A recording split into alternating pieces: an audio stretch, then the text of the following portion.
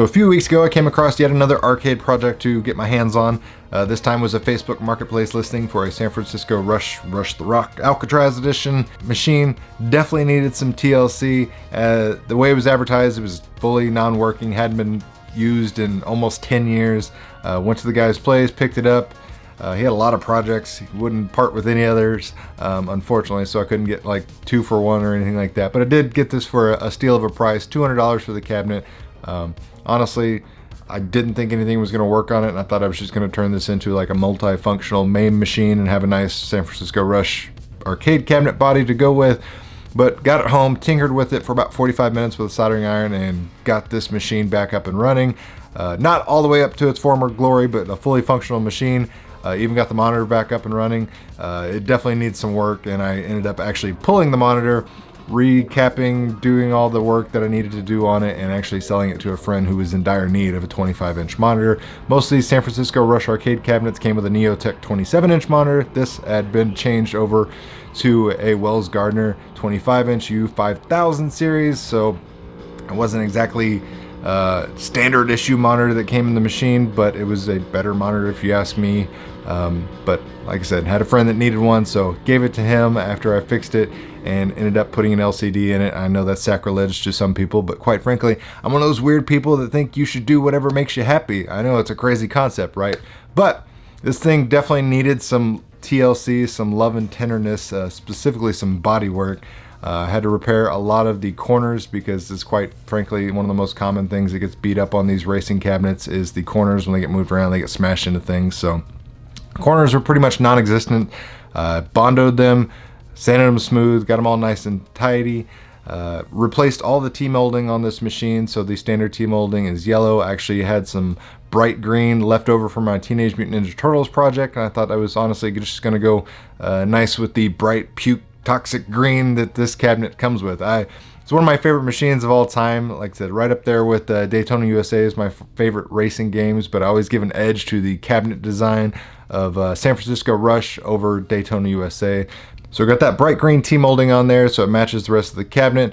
I did end up actually replacing the artwork, if you will, so I went with a matte black carbon fiber to cover the rear seating portion. No one actually makes any San Francisco Rush arcade cabinet artwork anymore, so there's no replacement art out there. I know I can design my own and print it, but I just decided to go this route. I thought it was cheaper, more economical, and a little more sleek and clean looking. The side artwork itself was all, for the most part, well intact, and I didn't feel like I really needed to replace it. These Rush the Rock cabinets, there's 2 variations. There's the original San Francisco Rush arcade cabinet that was kitted out and replaced and updated with the Rush the Rock chips and artwork.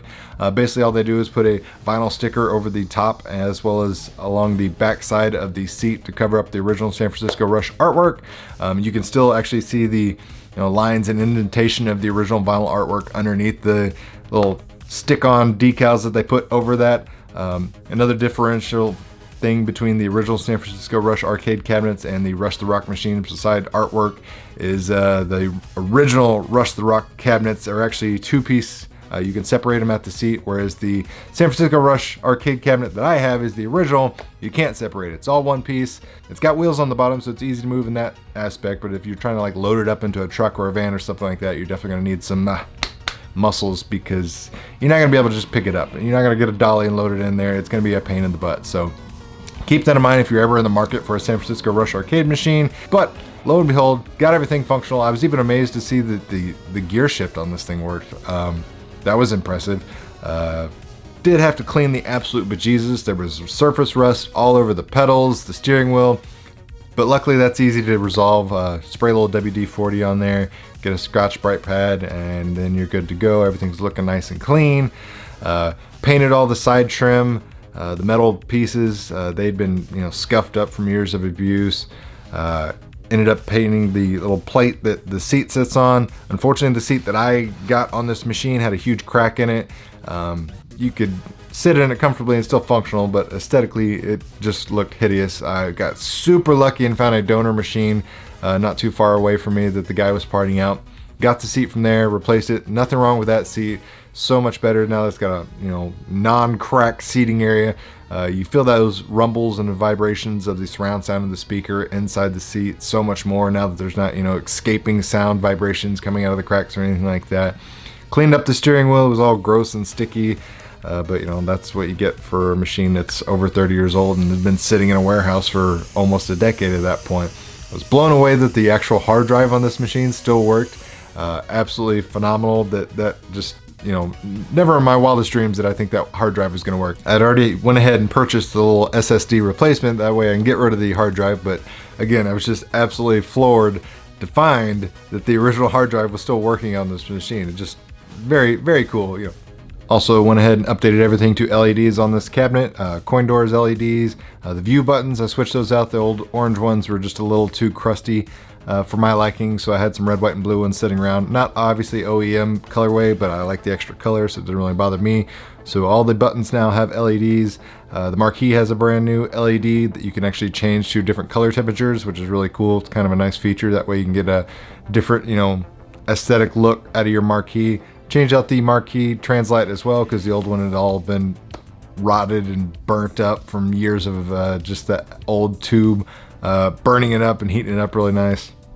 Also put bright green LEDs underneath the cabinet. It's kind of silly and absolutely unnecessary, but it's just it's that mid-90s Fast and Furious type of aesthetic that was very prevalent in the car scene in that time and date. So I thought it was just kind of fitting for this over-the-top silly arcade racer to have that type of thing going on.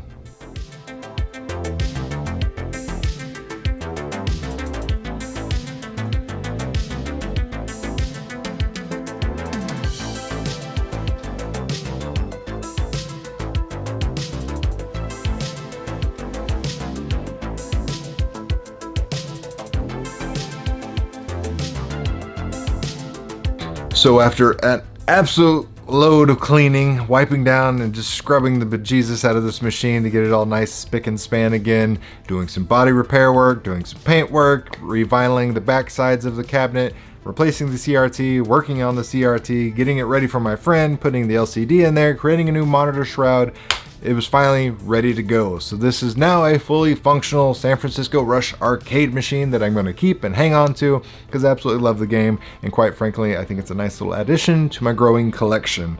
And personally I just kind of collect things that are near and dear to my heart. I don't want to be one of those guys that collects and hoards all these machines and throws them in a storage unit and never plays them or anything like that, because at that point it's hoarding and not collecting. But this is something I'm very excited to pick up. I might even, try to keep my eyes out for a number 2 so I can connect them, because that's all where the fun is, where you can play with your friends and race against them head to head, quite literally. So may end up doing that in the future. But if you enjoyed this video, make sure you hit the like button. If you hated this video, hit the dislike button. I don't really care either way. Do what you got to do.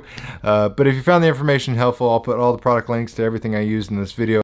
And as always, thanks for watching, guys. Really means a lot.